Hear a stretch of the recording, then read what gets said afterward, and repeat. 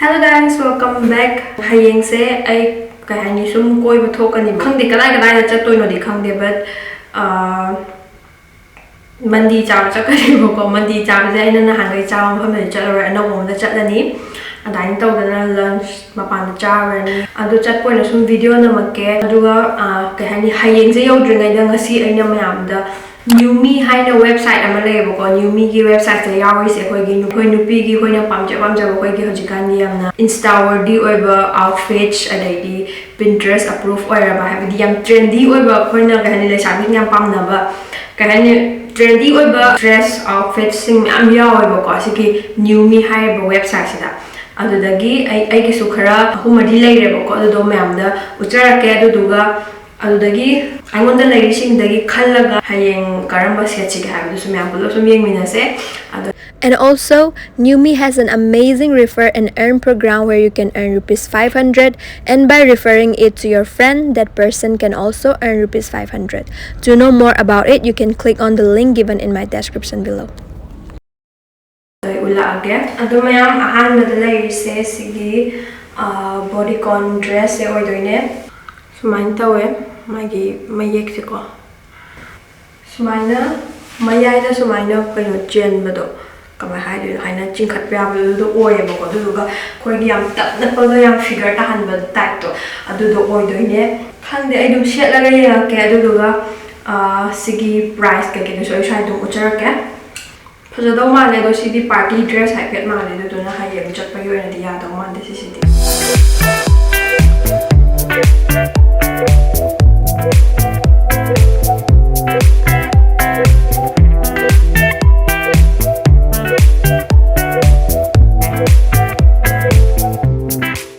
mayam mathang da lai sina sikisina pagi sisina top ne bako tops ne top side or blouse side or hang adu ne adu ga sisu khudang sang e adu ga very stretchable oya adu ga koi gi mamang da ngaksam de smaina kama hai ne hang de hajikan gi trendy oi bi de adu ga haina size tundara ko adu do oya phajado ma de la kanda kahani lit la kanda sigum amaga dum jeans phasa amaga sia la ko yamna maong ta do ma le do hui jeans ama se laga heels kum phasa na tiklang mi to ngam phasa do ma le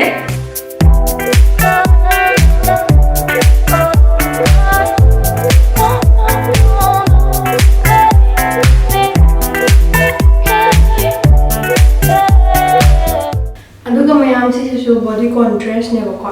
aduga si sina muka asang bi oya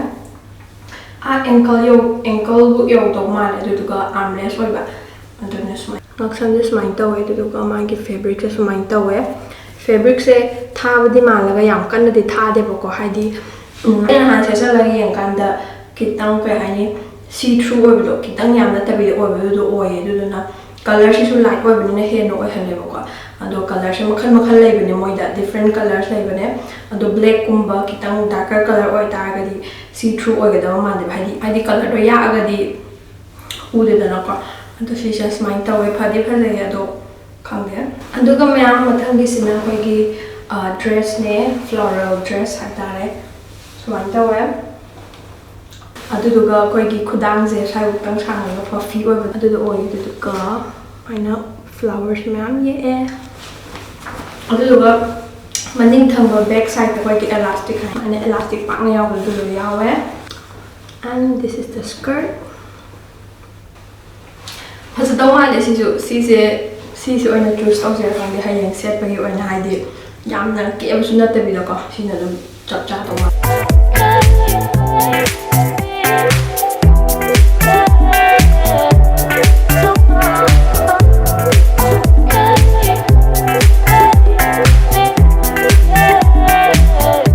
aduga mayam iroi ba kisina aina mamangi video da su yaw grabane sigi sweatshirt sine piece su sweatshirt ki oina dum phaiye bako phaiye duga ha size kya no size m ne adu winter da su summer da su anima adum yagani sigi kaino se haidi amkan su tha da bi amkan su pa da bi adum bot season anima ki oina dum chap chani color su kai hani sina kitang sidagi magi print ki color na kitang yaksalaga kai hani color ro phajabo do oye peach color ne peachy pink color.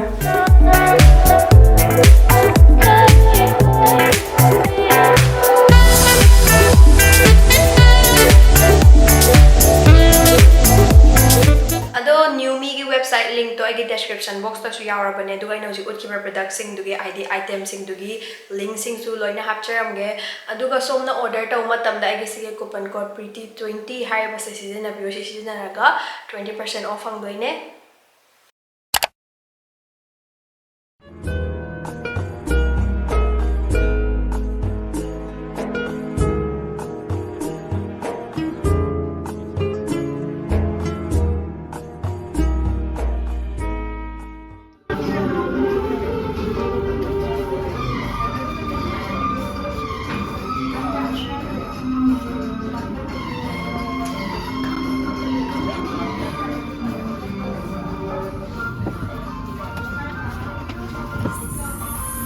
Nhầm ngày Say đâu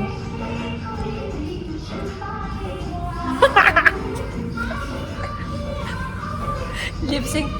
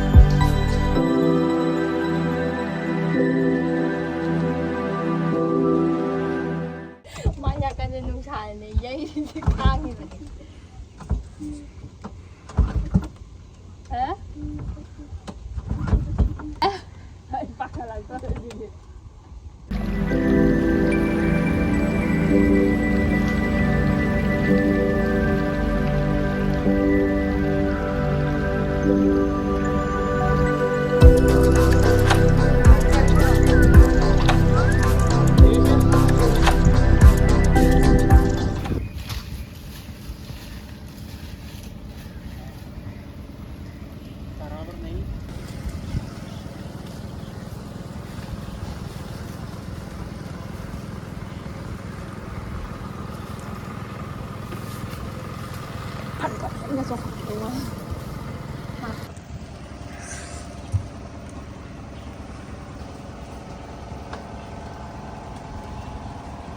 Nungsaase as nappi kunap semtiyo. Kelak re. Yeah. Yeah.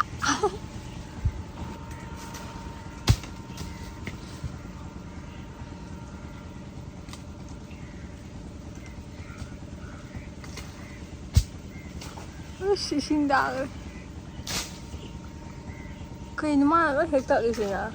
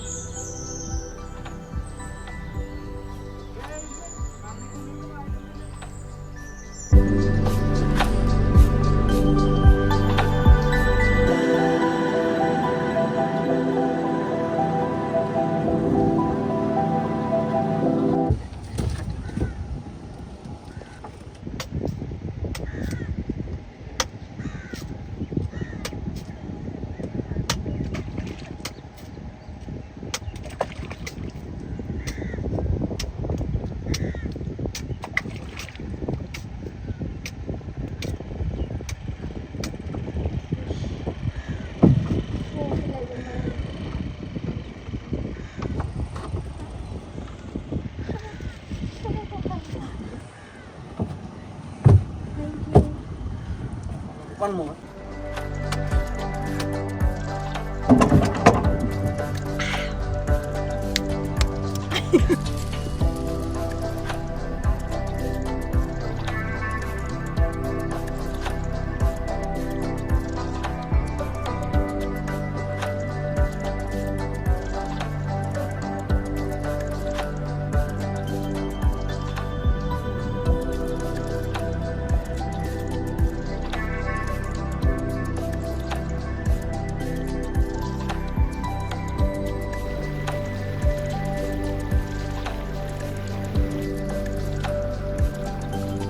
Aina ngasai uchagiba outfit sing amadi aina hoji setliba outfit sing se pambiba taragadi ai link sing do agi description box loina hapcharabane do changaga dum mayamna dum order tawba yaragani natraga su atay topa dum phaja mogi website tagi changaga dum order tawba yarani, and don't forget to use my coupon code also.